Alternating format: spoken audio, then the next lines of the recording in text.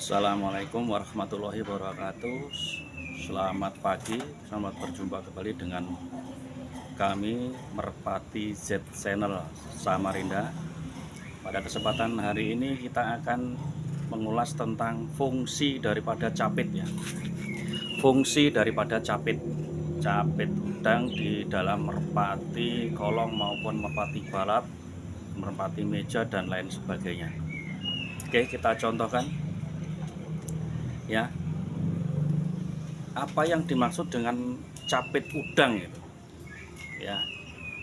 Capit udang itu adalah sesuatu yang menjadi lambang atau simbol ya, simbol kekerasan di dalam tubuh daripada merpati itu sendiri ya.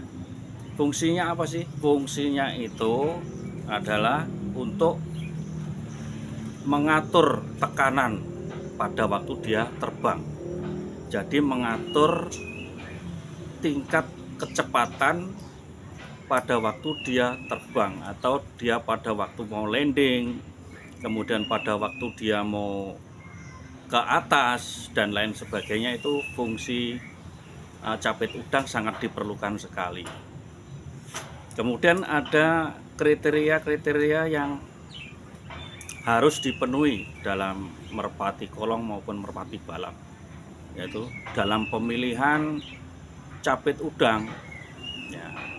Sebelum kita melangkah ke selanjutnya, kita akan bicara dulu di mana letak capit udang ya. Sebenarnya ini sudah bukan rahasia umum ya. Letaknya adalah di antara perut dan dubur. Nah, letaknya di antara perut dan dubur ya. Nah, kemudian capit udang itu sendiri terbagi menjadi beberapa tekstur ya.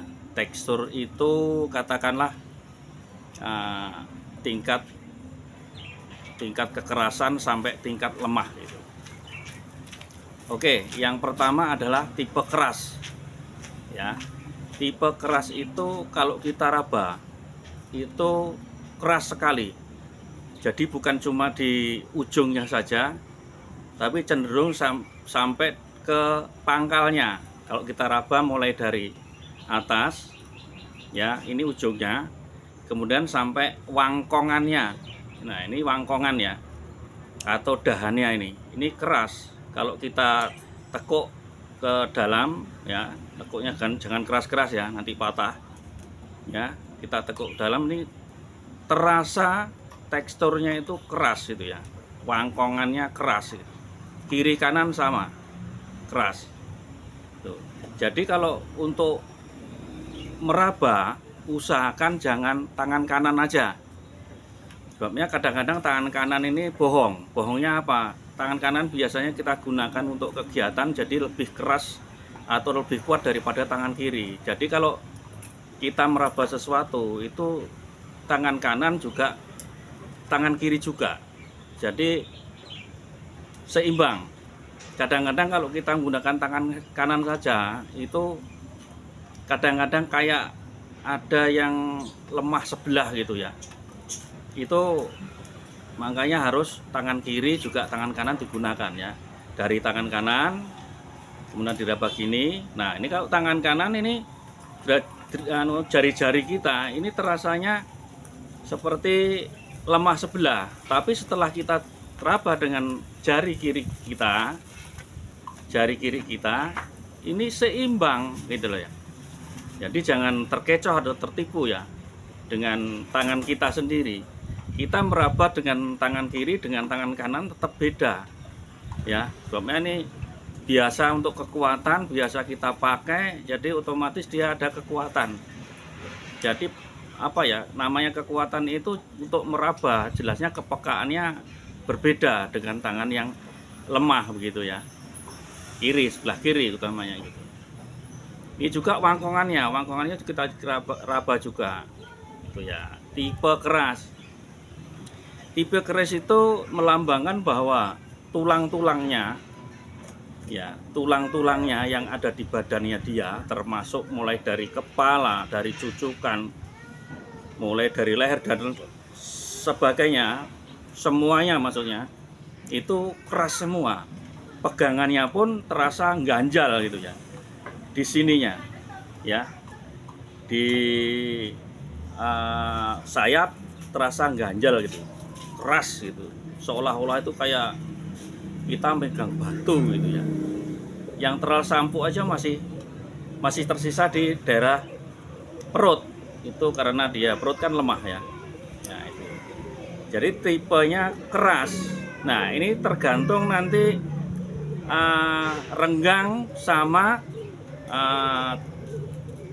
pendeknya, kerenggangan jarak maksudnya antara capit begini ya. Ya, ada yang suka capit itu yang begini, ada yang suka yang begini. Ya. Kalau saya pilih yang tetap jujur begini. Sebabnya apa nanti? Ini alasannya kalau untuk terbang atau untuk landing atau untuk bergerak dan lain sebagainya, dia itu enak. Ya, enak gitu ya. Mapan gitu. Beda dengan yang begini. Kadang-kadang pada suatu saat dengan keadaan responsif yang sangat tinggi bisa juga terjadi meleset ini, karena wangkongannya seperti catem gitu ya, apa ya catem itu, tang, seperti tam gitu, itu bisa meleset. Kadang-kadang ini yang membuat burung gebas, itu yang kita nggak, kadang-kadang nggak sadari itu. Jadi cari yang jujur begini ya, dan kalau bisa itu rata ke atas, jangan ke bawah, jangan ke arah bawah, tapi ke arah ekor. Jadi ke arah ekornya yang kita pilih gitu ya. Nah, kerenggangan dan kerapatannya itu kalau bisa jangan terlalu renggang ya. Mungkin sekitar 1,5 cm itu tuh sudah terlalu renggang gitu ya. Ya ambillah sekitar 1 cm atau setengah senti, itu sudah cukup. Tapi kalau terlalu rapat juga tidak bagus kalau untuk yang keras ya. Kalau tipe keras ya bagus. Oke, itu tipe keras.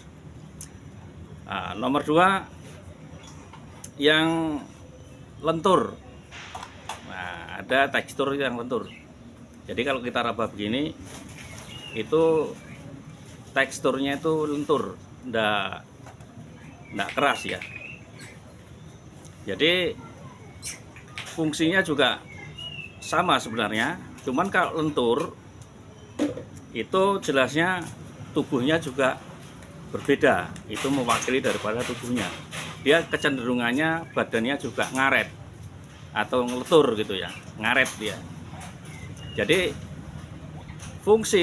fungsinya kalau lentur itu biasanya enak mainnya, nggak terlalu gerusa-gerusu, biasanya burungnya begitu, nggak gampang apa ya, bisa elastis lah kata-kata begitu, sedang elastis, artinya dia cara mainnya juga nggak terlalu keras, juga nggak terlalu pelan juga. Dia ngeliat sikon, kemudian cari ujungnya itu yang ujung sini ya, ujung yang kita raba ini itu lancip ya, pipih tapi lancip gitu maksudnya, tapi nggak terlalu lembek itu ya. Jadi lentur, jadi apa ya, seperti jari kita ini, bukan yang kecil ya, seperti jari kita ini, jadi plek. Dia bisa main katup seperti itu. Nah, itu burung yang cukup bagusnya. Kalau bisa jangan renggang. Kalau yang model lentur begitu jangan renggang ya. Cari yang setengah senti. Ya, cari yang setengah senti. Jangan juga terlalu rapat, tidak bagus juga ya. Cari yang rata-rata setengah senti, jangan lebih daripada itu. Itu niscaya bagus ya, kita pakai. Kemudian ada lagi yang lemah ya, kita sudah lemah kemudian kecil, itu tidak direkomendasikan, jangan dipilih. Nah, kemudian ada lagi yang lebih parah lagi, sudah lemah keras sebelah atau lemah sebelah, renggang lagi. Nah, itu semakin tidak direkomendasikan ya. Nah, itu aja dulu. Jangan lupa subscribe, like, komen Ini keadaan gerimis ya. Saya harus akhiri. Komen-komen, share, like ya. Sampai jumpa kembali. Assalamualaikum warahmatullahi wabarakatuh. Selamat siang.